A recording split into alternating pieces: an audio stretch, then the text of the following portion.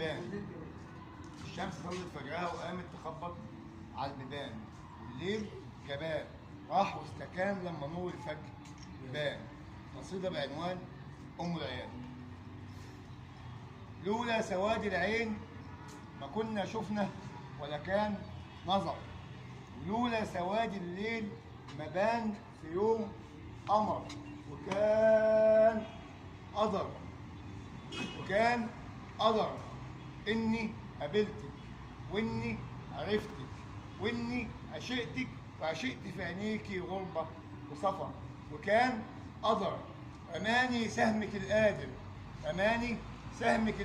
خلاني في الغرام شاعر. أنا أشرف، تعالى يا جمعة، تعالى يا فاروق، أنا أشرف. أنا جمعة عايز رفض. أيوه حضرنا ده.